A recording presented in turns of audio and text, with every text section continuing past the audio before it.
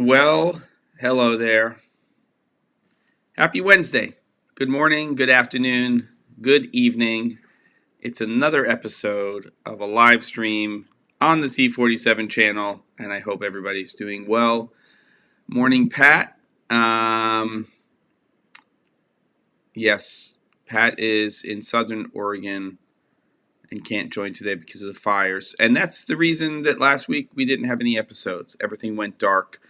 We have had, I would say, an understatement to say that we've had a horrific week and a half of fires and smoke and all kinds of horrible things happening in the state of Oregon, which is where I'm based. And as a result, especially last week, it was really touch and go. We were not in an evac zone, but we definitely packed and still have bags packed. It looks like this is going to start to settle down, at least in our particular area, air quality wise, in the next 2 to 3 days. Um, it's messy business out here on the West Coast and for a lot of people. So we just kind of chalk it up as another part of 2020. And I guess we go with it. We don't really have much choice, but I'm happy to be here. And I apologize for no content last week. Hopefully, we're going to make up for that today with a shorter episode this morning where I want to talk about some of the stuff that I've been working on and, of course, answer any questions that you may have about production and workflow and just doing stuff in this industry. And then this afternoon, 2 live streams, pretty much back to back. One on this channel. We are back with Cameron Flask. If you check out the channel that you're on right now, you'll see the description. It is a backpack challenge, and it's kind of that dream kit that you would put into your backpack, but you of course have limitations because you're not going to have room to put an Alexa camera inside of there because it's a backpack, unless that's all you've got, and then you can't shoot with it. So check out the challenge. If you want to be involved, you basically have to get me your PDF of your wish list by 1 p.m. Pacific time today. And there's information in the description for today's episode on how to do that. And then at 4:30 p.m., so Cameron Flask is at 3 p.m. Pacific, at 4:30 p.m. on the News Shooter website, YouTube channel. It's not their website, their YouTube channel. Come on, Jem, wake up. More espresso right now. We're going to be talking about all the stuff that's been announced this week.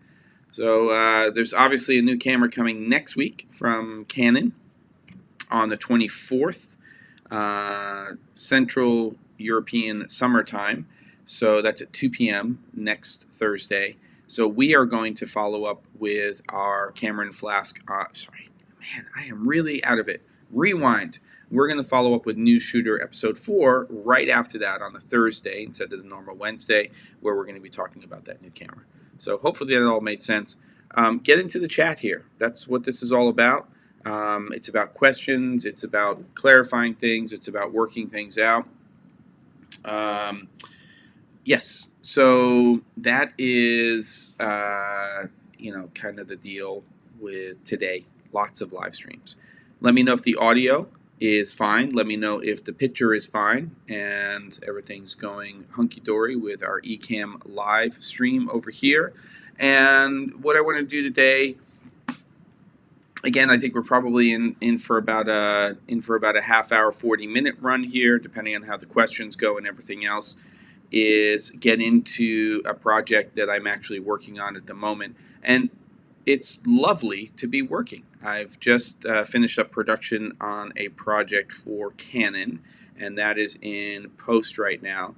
But what I'm working on right now is something that came together very, very quickly. There's certain things that I can't talk about, like who the client is and exactly what the content is, but I can talk about what we're doing as a team of people and how we ramped up quickly to do that. And I'm happy to answer any questions that people have about the general workflow of what we're dealing with at the moment. So just to give you a little bit of history, and again, please pop in the chat. Let me know that you're here. Subscribe if you're new to the channel.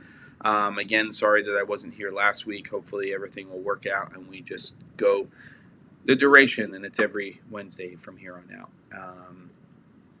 So About 3.5 weeks ago, an existing client, meaning a client that I've worked for before, I haven't actually done work for them for the better part of, I guess, a year, reached out to me and, good morning, digital filmmaker. I know who you are. Reached out to me and wanted me to come into a project where they're creating educational content and essentially remote direct. So the idea was they can't do production in their normal space.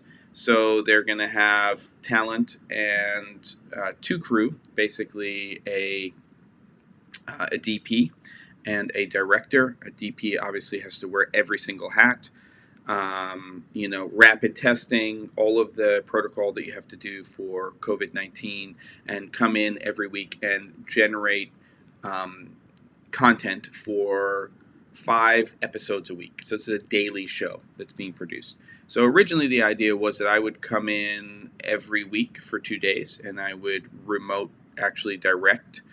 So I would be the director, and then they would have a crew of 2 people there, where the director wouldn't be on site. So that's just to clarify that. And basically, so what I would be doing is over Zoom, I would be directing and working it out where I could see the hero camera. I could also communicate with talent and any crew that was in that space. We'd set up the space for that shoot. I'd have scripts and remote direct that stuff.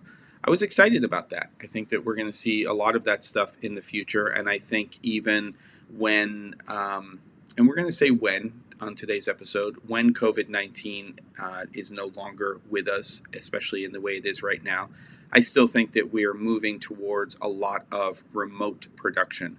And that will include remote direction, smaller crews, all of those types of things. There's some protocol and some practices that I think will carry over. Not in its entirety, of course. We're still going to have 300 plus, crew size for large feature films and all of that stuff. So basically, remote directing. Well, the company that I do the work for, they have an HR department, they have a legal department, and they started to get concerned not about my component of it, but the idea that they would be using a soundstage with unknowns in terms of the people who run the soundstage, the other people who are in and out of the space, and of course, protecting talent, protecting employees, all that stuff is very important, especially nowadays, and there's a lot of legalities that can come into play. So the decision was made that they were going to move their production to their actual office space, which was not really being used. It's all remote workers right now, but with a very skeleton crew. I would be replaced as the remote director, and they would bring on one of their staff directors, and they would have, again, that DP who would be wearing all of their hats. So hopefully all of that makes sense. And that's really all that would be there, including other people piping in on Zoom and being involved. So I just thought that the whole thing just went away. And then within the matter of hours, what occurred was, just give me 1 second, because that has to do with this.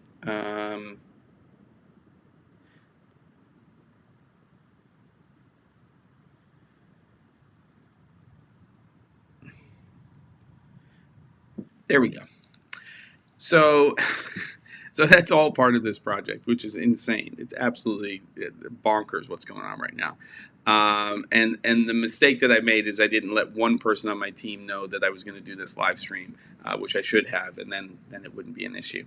So within a matter of hours, the conversation changed from can you remote direct to can you oversee all of the post-production of this series. And this is, again, really based on the pilot. There's going to be 5 episodes a week. So you're basically creating 5, we'll just say TV half hours. So I think the goal really long term might be 22 minutes. Really, they're going to wind up being about 18 to 20 minutes long. And there's a lot of original content being created every single week. So there's, sort of main talent. Then there's somebody else who is also a key player in there. Then there's a couple of other people who are producing content remotely. And so So the ask was, which I originally was asked about when the remote directing thing came up, and they said, "There's no way. There's no way that I can put that together in the time that you need to." And then, of course, once the remote directing thing came away, it was like, "Well, could you handle the post production?" And you look at these things nowadays, A, from the standpoint of, um, have you been working? And B, can I actually put this thing together? Well, I mean, I guess fortunately over the years, I've put together a lot of people that I've worked with. And so I basically just spent the better part of, I would say, 2 days making phone calls, looking for talent, having somebody who's worked with me for a long time also look for talent. And the ask was basically, in the end, we didn't really know when we were putting it together. What's up, David? What's up, Six String Brian? Six String Brian. So the ask was 5 remote editors, right? So we need 5 editors because there's 5 shows a week. So assigning each editor a show to cut. We need a post supervisor. We need a post coordinator. And then we basically need creative direction for post and project management. So the creative director, project management role, that's me and my side of it. My wife, what we do here. Post supervisor, somebody who long term is probably handling things, we'll say 15 to 20 hours a week to make sure that everything is churning along the way it needs to, and also that we can deliver the product the way it needs to be delivered. And then a post coordinator who basically is 20 to 30 hours a week, who is coordinating with all of the editors and making sure that they have access to all of the assets that they need and all of that stuff. Not the simplest thing to pull off. And we're based in Oregon. So the ask is, of course, is there anybody who's local? But in the end, what we wound up with for this project, and we don't know exactly how long it's going to run, is we have 5 editors. One is in Utah. One is in British Columbia. 2 are in Oregon, and 1 is, believe it or not, in Hawaii. So we have 5 remote editors, and they're a mix of Mac and PC. This is all Creative Cloud, so everybody's editing in Premiere Pro. And my post supervisor is here in Oregon, and my post coordinator, which is actually turning out to be great, is based on the East Coast. Pretty much everything that we do deliverable-wise has to go and be based on Pacific time. So having somebody on the East Coast 3 hours ahead as a post coordinator when everybody else is at earlier time zones is, and I'll just say this, when you're thinking about maybe doing something like this, a huge advantage, because that person can get up in the morning every day well before everybody else is up and running and make sure that whatever the asks from the day before and everything else are in place. So it's really good to have that person in place on the East Coast for us, especially because this is a West Coast based project. And we can do that now. As long as we have decent connectivity and everything else, then we can do that. I appreciate that, David. We're all okay. We're safe. Air quality is horrible here right now, but it's supposed to ease up over the next few days. So basically what's happening right now is, Camille, welcome, is we are in the midst of sort of finishing up week 2 of this project. There's so much to still be worked out. And what's exciting about it is that we're creating this entire workflow. I also brought on an additional person as a consultant who's an expert in media management systems. So they're on basically for 2 to 3 weeks to just help the client and us set up our media management system. So what we're doing currently, and it's going to evolve, is we have these 5 editors in their remote locations. They all have their own computer systems. We deployed fast SSD drives to everybody, so basically Glyph 2 terabyte RAIDs So there's two 1 terabyte SSDs. They're RAID 0 together, and then we gave them a 4 terabyte drive just for backup. But really, the key to the whole castle is something called Iconic, ICONIK, and this is the basis for the media management system. So what happens is all of the media gets uploaded to Iconic. It gets tagged with metadata and then assigned to each of the individual editors. So one person who's an editor is going to get Monday every week, another editor Tuesday, Wednesday, Thursday, Friday. And we have a system in terms of how we name everything and we tag everything. So they basically can bring everything down from the Iconic system. And this is huge because it allows us to have a centralized location. Now, at the moment, what we're doing is we're dealing with source media. So everything that we're getting is source. Everything that the editors are working with is source. They can generate their own proxies locally, but the next evolution is a proxy-based workflow so that they're having a lighter footprint. And we're looking at a few different options, but still keeping ourselves in that Iconic system because we really like that. Six String Brian says, I'm looking to get into some projects like you are doing. Once I moved into my new location, I'll be fiber at 1.5 gig up and down. It makes a big difference. Maybe not so for the editors once we get a proxy-based workflow, because the idea is a very light footprint. That 2 terabyte drive will basically get recycled every week with the new episodes because they're not responsible for mastering these. What happens is they bring the show to Locked Picture, and there's a number of review process stages, we'll say. So here's basically what happens.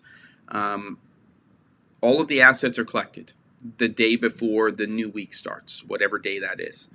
The editors wake up. They have a script. They have a script breakdown, color-coded to what the segments are that they're going to be editing for their day. They have assets that they pull down from Iconic. In the future, hopefully that'll be proxy assets as opposed to source files. Especially because we're upping the quality from a production standpoint for cameras and things like that, so the files will start to get bigger. They bring everything down, and then there is a Premiere Pro template that has been generated, which we're actually evolving every single week, and it's getting updated. And that template is the basis for this show. And so it's just been changing. We had to do this so quickly that even the template project that they provided to us got updated internally between week 1 and week 2. So we are constantly updating the template. We're constantly updating our style guide for the editors. And really the post supervisor and the post coordinator and myself, our job is not only to coordinate between client and editors, it's to take care of the editors. It's to make sure that they have what they need. Because with something like this, unlike a documentary or a narrative, when you're producing, we'll just call it a TV show, even though it's essentially online, it has to feel like, as quickly as you can get to that point, like every single one of these shows is edited by the same person. It doesn't mean they can't have some creativity in terms of how they cut their segments, but every transition, every frame, framing choice compositionally has to be the same. And we're largely dealing with 4 or 5 people who are shot on green screen. We have a lot of Zoom-based call content, and we're evolving how we deal with that. We're also cutting down segments that are longer segments into shorter segments that have to do with a particular topic. This is ways that I can tell you lots of things about this without telling you anything about the project. But these are the challenges that we're dealing with. And we're also working with the art director from the company to make sure that, what we wind up with in a very short period of time is a show that is consistent day to day, week to week, the whole thing. So it's really a challenge, and what we're seeing is that week 1 was good. Week 2 is a huge improvement. Now what we're doing is we're really refining our composition. We're refining the consistency of transitions. All of the editors, we had a situation where we were doing like a swish pan that was being used, and the original template that was created in Premiere Pro was, if I believe I'm getting this right, was created using something from FX Factory. But because we have a mix of Mac and PC editors, we had to find something that was going to be consistent and cross-platform. So what we've done now is we've armed all of our editors with Red Giant Universe, and now we can all dip into that as a team and say, we're going to use this as a transition, we're going to use this as an effect, or whatever it's going to be. And now everybody's pulling from the same solution. And it's just nonstop. I mean, I can't even tell you in the last 2 weeks how much time has been spent by this team, post supervisor, post coordinator, myself, and also the editors, to ramp this up to get it to the point where we are delivering. And as I was saying to the team more than once on a project like this, because of how quick the ask was, but also the reality of our deliverables, it's going to be crazy for the next couple of weeks. Now, this project may only last a short period of time, or it may get extended, but the reality is that when we started working on the project, the train had already left the station. So they already had basically dates in place for when their first week was going to go live. So we couldn't come in and figure things out for 2 or 3 weeks and then start to edit the shows. We basically, on week 1, got assets and had to start figuring this all out. And within 6 days, we had to have the first week's worth of shows ready. We're now mastering the second week, and the assets are now coming in more quickly. We've adjusted the schedule so that it's more realistic from the client side, that production can get done in time.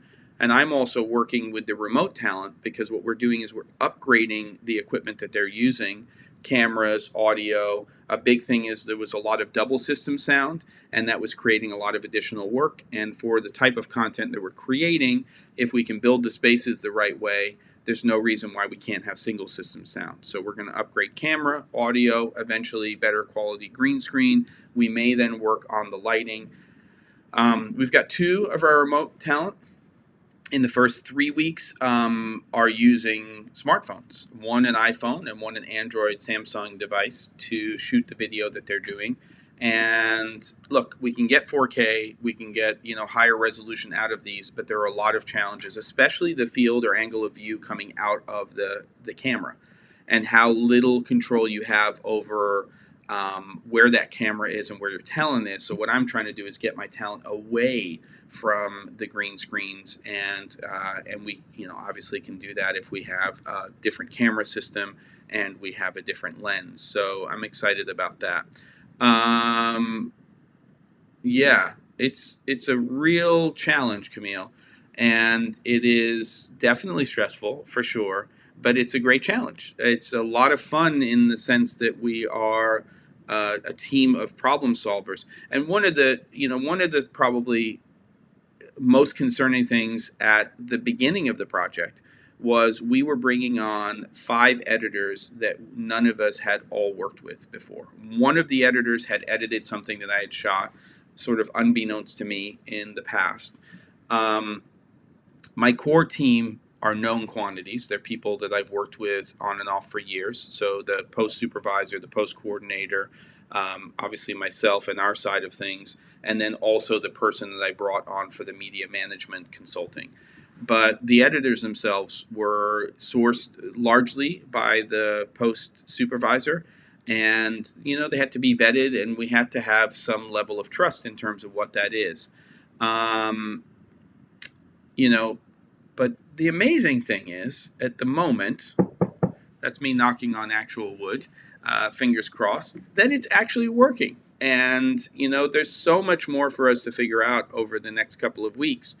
But it's amazing that, A, that we can do this nowadays, and B, that it's possible to do it at this level. Because, we can actually produce a very high quality show by doing this. It's not something that is impossible anymore. We sort of had, we talked about 2020 as being this absolutely awful year. But yes, Nick is talking about it. COVID has certainly ramped up this promise of remote production. I do like your trick of extending the workday with the time zones. Yeah, I mean, look, what's happening right now is, despite the awfulness of the situation or situations that we're dealing with at the moment, what's amazing to me is that it's all happening when we actually have access to technology which will allow us to do this. It is allowing us to do it, both in production in a soundstage type of scenario. Obviously, you're probably aware of Mandalorian and some of the things that are being done with VR and that type of stuff, which is going to allow for smaller crews and more interesting, I think, and evolving workflows when it comes to production.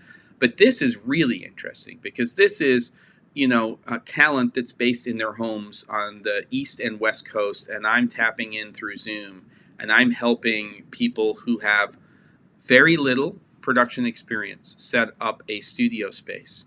And that was a big change from week 1 to 2 as I got on with each of these 3 people who are doing remote production and spent at least 2 hours with each of them, helping them figure out how to basically up their production value with exactly what they had. So that was the first thing to do in week 1. So we made a lot of changes.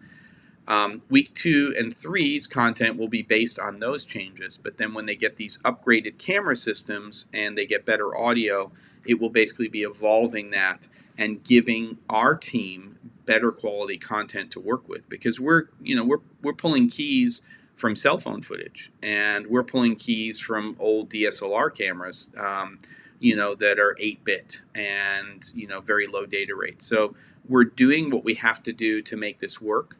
But the client is very aware that if they're going to continue this series and what they're going to do, that the goal is to increase production value.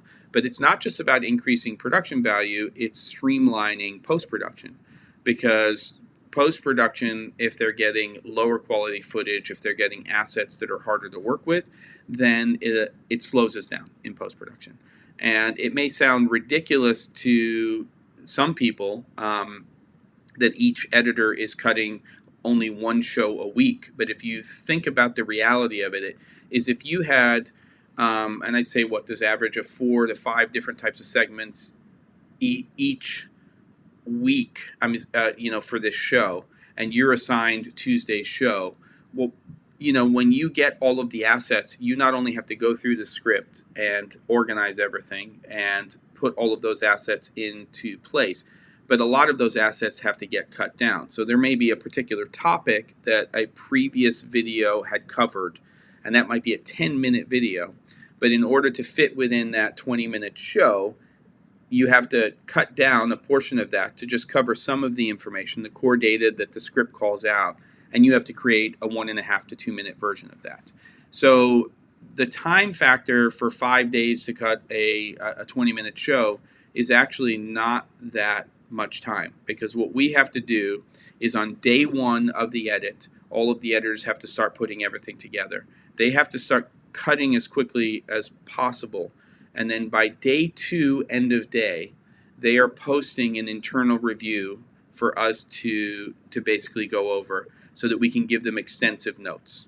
So we'll just kind of use days as an example. On Thursday morning, they start their new week, and they have to cut all day Thursday, sometimes with new assets coming in on that day, ideally never, but the goal is everything is there by Wednesday. But they cut all day Thursday, they cut all day Friday, and then by Friday, before the weekend, they have posted an internal, essentially fine cut of the show for internal review. That gets tons of notes. And they basically get those notes by, we're going to say, best case scenario, midday Monday. And then they have to address all of those notes by end of day and post now the first version of the client review cut. So that now has to be uploaded by Monday night. Client reviews that for the first few hours, hopefully, of Tuesday. might be a little bit later. We're going to say again midday. Editors have to take all of those notes for their particular show and make all of those changes by end of day Tuesday. The cut that gets reviewed on Wednesday better be close to lock picture. But the client has another round to review stuff before the show then goes into the process of being finalized. Project files get uploaded by editors sometime on Wednesday afternoon, and by 6 p.m. Pacific time, all of those have to be ready to go to a post house where they're going to get mixed from an audio standpoint. So it's basically lock picture. So there you go. Camille says, I'm a teacher and try to boost my online lessons. I have it all, A10 Mini Pro, green screen, good camera, microphone, nice challenge. Yeah, I mean, this is part of what we're doing. You're waiting for a new camera. There you go. Cool. Curious why A7 IV, not the A7S III. Maybe because you're going to use that camera for both stills and video, but I'd be curious to hear about that. Advantage, of course, for A7S III is you're getting 10-bit, so for that green screen work, it would be an advantage. That's basically our workflow. So I just wanted to kind of bring everybody up to speed. This may be a short-term project. It may be a long-term project. Of course, I'm hoping it's a long-term project, but we will see how that all goes. But it's fantastic to be working again, and it's really nice to be working on something that's a new challenge. I mean, I've done a lot of post-production stuff in the past. This is not new, but putting together a team in this way for a project is really interesting. And what we're doing is we're essentially using Iconic as our media management system, but we realize that while there is review capabilities similar to Frame.io, but not as full-featured, it wasn't the right solution for our client review. So what we're doing is we're keeping all of our post-production media management and everything else to the Iconic platform, which the client has a lot to do with because they are a content creation company. So it's not new to them to be dealing with media assets. We don't have to handhold them on that. What we do have to do is we have to, of course, educate them, and we're educating ourselves on the Iconic system. Then what happens is there's a team of people at the client side, and what they want to do and what they need to do is they need to be able to review these cuts. So while my post supervisor is just taking the project files that are being provided by the editor, another change from week 1 to 2, we were having them export basically MP4s and upload those for review. No, we just have all of that, or the post supervisor has all of their media on their local RAID, and then he just has to take the project files, relink everything, and then he can just watch their cuts and give them notes. So that's saving us a lot of time. But then from the client side, we're actually using Frame.io for their review process. So we can then hook Iconic into Premiere Pro. We can hook Frame.io into Premiere Pro, and then we also have a lot of stock assets that wind up being brought down every week, and so we're going to hook our editors into the stock asset solution that are being used, and we're getting it set up because we've set up previously with this client a whole account with a stock house, which is like an enterprise level account, and so as part of that, because it's so much quantity and they know who the client is and they're working with them consistently, we have access to unwatermarked comps. So what we can do is we can pull down video footage, we can pull down still images, and they're unwatermarked, and we can bring them into our projects. We can test them out. We can get client feedback. If we need to swap out an asset, we don't have to purchase it. And then what will happen is at the end of the week, when everything is locked and we have locked picture, then the post supervisor makes sure that all of that stuff is purchased from the stock house, and we have that. And we have other considerations, like it has to all be commercial. So we don't have access to editorial, and that's just part of the legalities of the things that we have to, that we have to deal with. KBH Media, hey there, missed the last few Wednesdays, change of schedule, gearing up for school, etc. Always good to see you. Good to see you as well. Thank you for coming by.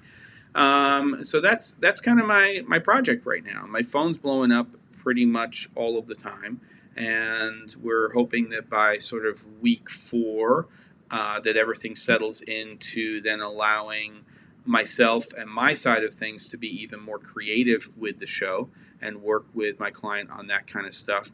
Um, so yeah, I think that that's kind of what we're dealing with. And right now, as of yesterday, I was finally able to start to shift a little bit and put my focus on the creative thing, which is, I guess, a thing, and start to work on how that's going to play out for the following weeks. So, goal for week 3 is for the template to get even more refined, and then we will also start to really, get to the point where it feels like all of these episodes are cut by one person, because for the viewer, they need to.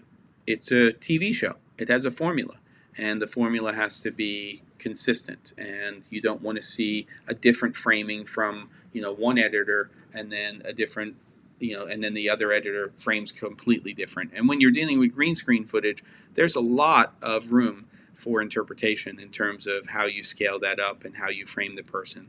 So it's just that whole idea of refining the template, refining the style guide, refining the template, refining the style guide, and just arming your remote editors with everything that you need. I don't think I'd want to do it a different way than the way we're doing it. Generally, in the past, I've dealt with 1 or 2 different editors when I'm working on projects, and Frame.io was a huge boon for that and helping that workflow be more streamlined.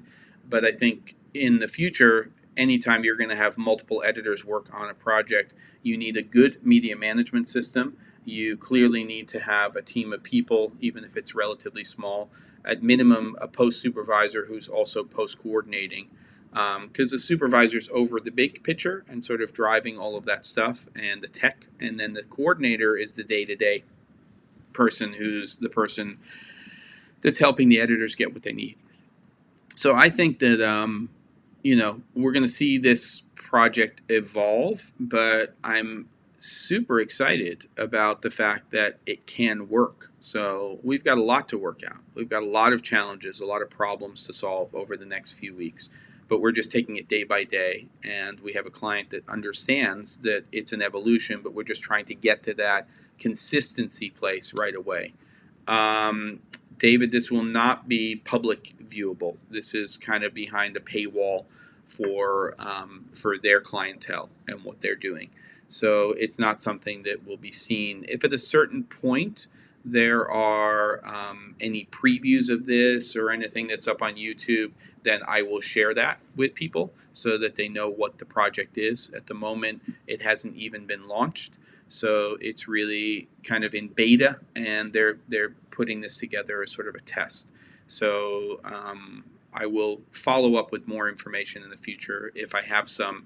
I imagine at a certain point, once it's launched, there'll be little trailers or things or promos related to this series, and I can share that. Yeah.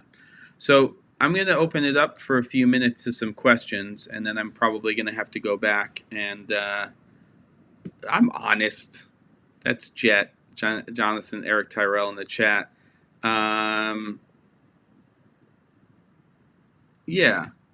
Yeah, he's saying, is it worth mentioning ease of use?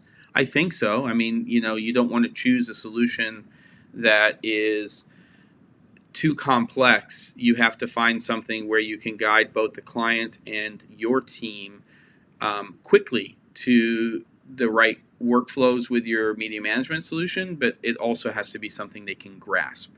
As educated as people are, and trust me, this team is pretty educated in terms of dealing with things and media and all of that stuff, there's a huge learning curve, especially when there's no ramp up. So we had a zero ramp up for this particular project, and Jet, who's coming in here, is the consultant that came in for the media management system. So it's really a challenge to make these decisions as quickly as they need to be made. But in the end, you have to make good decisions. You trust the people that you're bringing on to help make those decisions with you, because sometimes you're in a position, and Jed understands this, where we can't necessarily backtrack and just say, okay, that was great for the first 2 or 3 weeks. Now we're going to revisit that, and we have to change every single thing. So the goal now is to say we're happy with this system that we're using, the way we're using it, but it's not the way we ultimately want to use it, right? It's getting the job done. We're bringing everybody up to speed. We're getting comfortable with this media management system. But ultimately, the original goal was we want essentially a proxy-based workflow, because we want that, at least from the editor standpoint, to be more lightweight. We also, when you're thinking about the idea of having remote editors, not in a situation where everybody has a one up and one down, in terms of your speed. You're not, it's not gigabit Ethernet, access for everybody. I'm in a very remote area. It's kind of almost amazing and ridiculous that I can do what I'm doing now, but that was, me hacking into a Wi-Fi hotspot and then running Ethernet here and forcing it to a particular band here in a rural area where I can actually pull off live streaming like I do every week. And I'm hosting, this live stream, Cameron Flask. I'm doing the News Shooter live stream from here now, all through Ecamm Live and essentially a Wi-Fi hotspot. So, my connection is essentially a 4G LTE connection that I'm not picking up from my system over Wi-Fi. There's no Wi-Fi being broadcast by that Wi-Fi hotspot. It's just a straight Ethernet run. And, my numbers are abysmal. I mean, I'm getting about, 20 to 30 megabits down, and I'm getting about 10 to 12 up. But that 10 to 12 up is just what I need in order to be able to do this. And it allows me to, to run the things that I need to do.